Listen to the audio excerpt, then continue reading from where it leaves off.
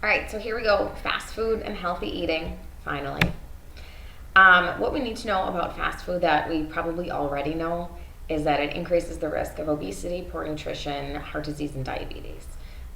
No shocker there, these are things that we've been hearing for quite a while. But a number of studies have linked specifically fast food to health problems, including increased risk for obesity, poor nutrition, diabetes, heart disease, and stroke. Moderation is key. It's not super realistic that we are going to go through our lives and never stop at fast food because we are a society that is constantly on the go.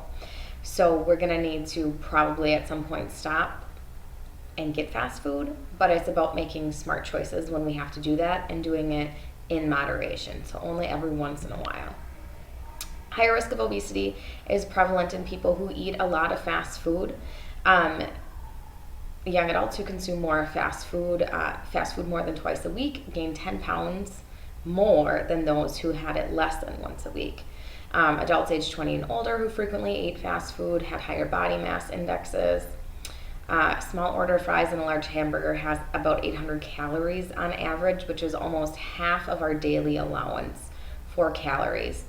Sweet and soft drinks that are often sold with fast food have been linked to obesity, specifically because of high fructose corn syrup.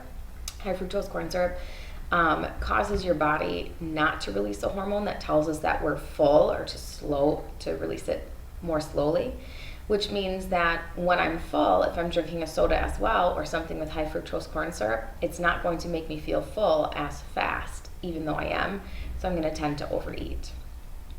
Also, a higher risk of poor nutrition. We know that these foods don't have very high amounts of vitamins, minerals, the important stuff that we need. Also has really high intakes of calories, saturated fats, sodium, things that are not good for us.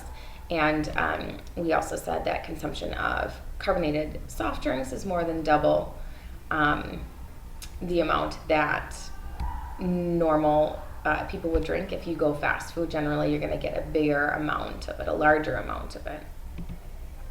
Higher risk of diabetes and stroke. Eating fast food more than twice a week doubled a person's risk for insulin resistance, which is a risk factor for diabetes. Sweet and soft drinks cause an increased risk in type 2 diabetes and heart disease, and the risk of stroke increased by 1% for every fast food restaurant in a Texas neighborhood. So in this Texas neighborhood, for every fast food restaurant that there was, it was found that there was that amount of increased risk of stroke in that neighborhood, which is pretty scary. Fast food need and overeating. The researchers suggest that certain factors inherent to fast food might promote overeating because it's low in fiber. Fiber is what makes you feel full. That's why for breakfast it's important to have foods that are high in fiber, like oatmeal, because it keeps you feeling full for longer, so you tend to not snack throughout the day as much. It's highly palatable. It tastes good. Those high fat, high sodium foods, high sugar foods are what our brain tends to be intrigued and tends to cause addiction. So, and it tastes good. Offers a high amount of calories in a small volume. So like we said, a hamburger and small french fries has a whole lot of calories in it, very high in fat and also high in sugar. So when you have to go out to eat, what are you going to do? You can identify what are the healthier choices and try and get normal amounts of food. Don't like supersize, don't go for the large orders, and read the nutrition facts. You know how to do that, so use that knowledge to make a healthy choice. Grilled chicken sandwich, for example, might be a good choice. The American Heart Association says that it will be leaner than the meat used in most burgers. You need to be careful with that chicken as well, but at least it would be better than a burger. Skip deep fried sides like fries. Maybe you can get a salad or apples on the side instead. Choose from water or low-fat milk instead of pop. Superfoods. Superfoods are great foods. They're super.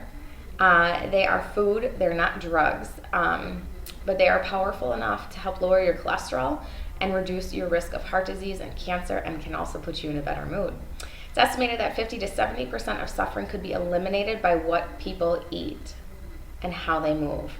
This is pretty crazy, and I know that we've talked about this in class, but if people took care of their minds, of their bodies, and were eating cleaner and eating healthier, a lot of our health problems in our society would be eliminated. That's pretty outrageous, pretty crazy.